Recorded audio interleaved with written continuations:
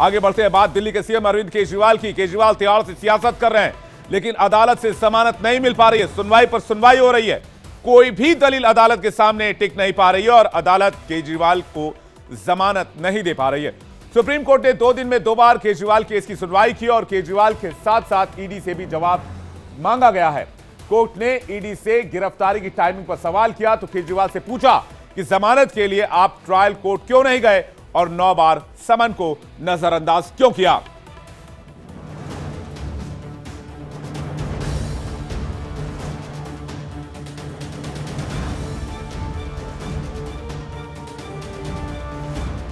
केजरीवाल को कोर्ट से वक्त तो मिल रहा है, लेकिन जमानत नहीं मिल रही। 30 अप्रैल को देश की सबसे बड़ी अदालत ने केजरीवाल की गिरफ्तारी को अवैध ठहराने वाली याचिका की सुनवाई जरूर की, लेकिन केजरीवाल के वकीलों की तरफ से दी गई किसी भी दलील में इतना ठोस कारण नहीं मिला जिससे केजरीवाल को जमानत मिल सके।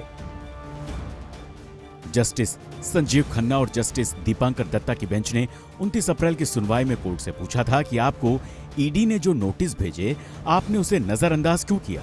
इस पर केजरीवाल के वकील अभिषेक मनु सिंघवी ने कहा कि गिरफ्तारी अवैध है।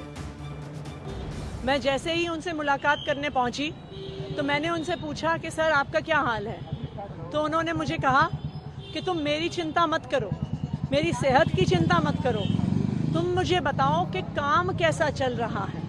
उन्होंने दिल्ली की महिलाओं के लिए संदेश दिया है कि वो जल्द बाहर आएंगे और उनका ये वादा है कि जो दिल्ली की महिलाओं को 1000 रुपये महीने देने हैं, जो सम्मान राशि देनी है, वो उसका पूरा प्लान बना रहे हैं और दिल्ली की महिलाओं को 1000 रुपये महीना अरविंद केजरीवाल जी की सरकार की तरफ से जरूर मिलेंगे।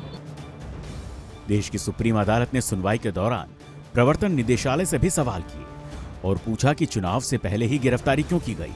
इस पर ईडी के वकील ने कहा कि गिरफ्तारी किसी भी विद्वेषपूर्ण भावना से नहीं की गई।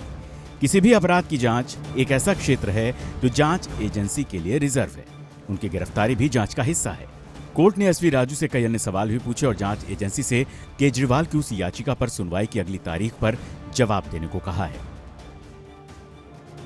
अब देखना है कि अगली सुनवाई में ईडी कोर्ट के सामने क्या जवाब रखती है और अगर कोर्ट ईडी के दलील से संतुष्ट नहीं होती तो वो फिर केजरीवाल को जमानत दे सकती है। देश की सबसे बड़ी अदालत ने बेशक केजरीवाल को राहत नहीं दी हो, लेकिन ईडी से भी कई सवाल किए जिसके जवाब ईडी को अगली सुनवाई में देने होंगे। कोर्ट ने ईडी से पूछा कि आम चुनाव से पहले गिरफ्तारी क्यों की गई। यह भी पूछा कि क्या न्यायिक कार्रवाई के अलावा आपराधिक कार्रवाई भी कर सकते हैं। मामले में कुर्की की कार्रवाई की गई है क्या? मामले में केजरीवाल कैसे शामिल हैं? इस सवाल का जवाब ईडी को देना होगा।